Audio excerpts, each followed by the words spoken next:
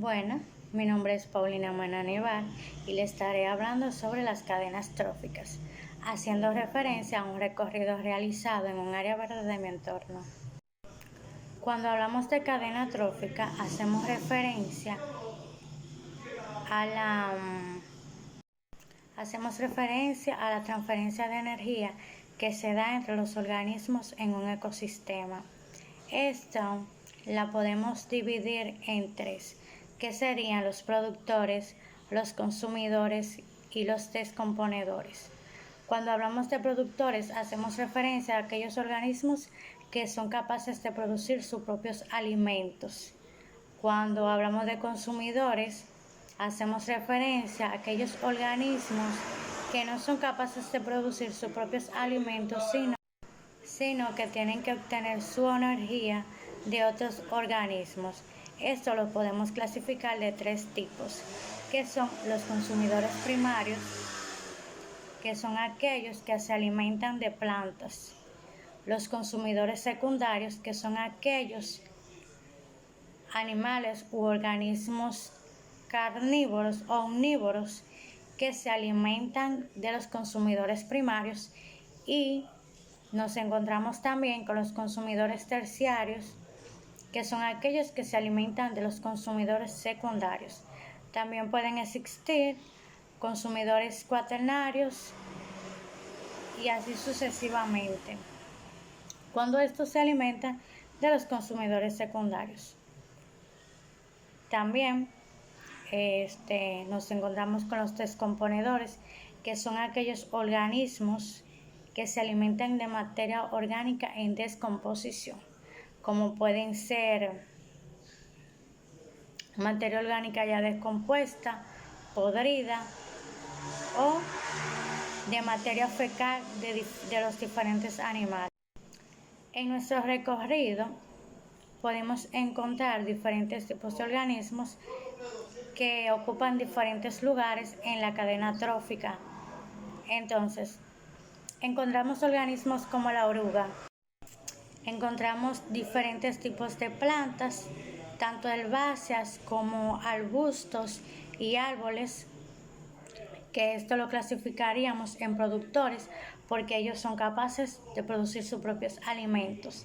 También encontramos orugas o gusanos que se alimentan de hojas, y estos se convierten en consumidores primarios porque se alimentan de los organismos productores. Nos encontramos con algunos tipos de aves que se alimentan de gusanos. Esto los clasificaríamos en consumidores secundarios porque se alimentan de consumidores primarios. Estos consumidores secundarios pueden ser consumidos por aves más grandes, y los que lo consumen son consumidores terciarios.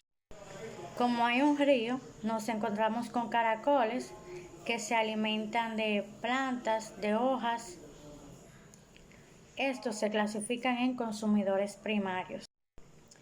En ese mismo orden, los caracoles son consumidos por algunos ratones, y estos se convertirían en lo que son o lo clasificaríamos en consumidores secundarios porque se alimentan de los caracoles. También en nuestro recorrido podemos observar serpientes que se alimentan de sapos, de ranas, de ratones, y se convierten o lo clasificamos en consumidores terciarios. Aclarando que hay ratones que se alimentan de plantas y hay ratones que se pueden alimentar de insectos o de caracoles. También como encontramos que hay un río en el entorno, podemos ver algunos peces y langostas o camarones, los cuales estos se alimentan de plantas o de fitoplantas que se encuentran en el agua. Esto lo clasificaríamos como consumidores primarios. En el área podemos ver mariposas, abejas que se alimentan del néctar de las flores y por ende la clasificaríamos como consumidores primarios. Un depredador que encontramos es la mantis religiosa o esperanza, como le solemos llamar, que se alimenta de las mariposas. Entonces, esa la clasificaríamos en lo que sería un consumidor secundario. Aunque no precisamente en el área que estuve recorriendo, pero sí en mi entorno, clasificaríamos el gato que se alimenta de ratones. Entonces el gato lo clasificaríamos como un consumidor secundario. Cuando del ratón que se alimenta, este sea herbívoro. Si el ratón se alimenta de insectos, caracoles, entonces el gato pasaría a ser un consumidor terciario. También encontramos lagartos que son consumidores secundarios. También pudimos observar garzas que son consumidores terciarios porque éstas se alimentan de anfibios y de consumidores secundarios. En las partes más húmedas podemos observar lombrices que son descomponedores y babosas que la clasificamos en el orden de descomponedores. Cabe destacar que cada una de estas clasificaciones cada uno de estos se clasifica en eslabones. El primer eslabón que está ocupado por los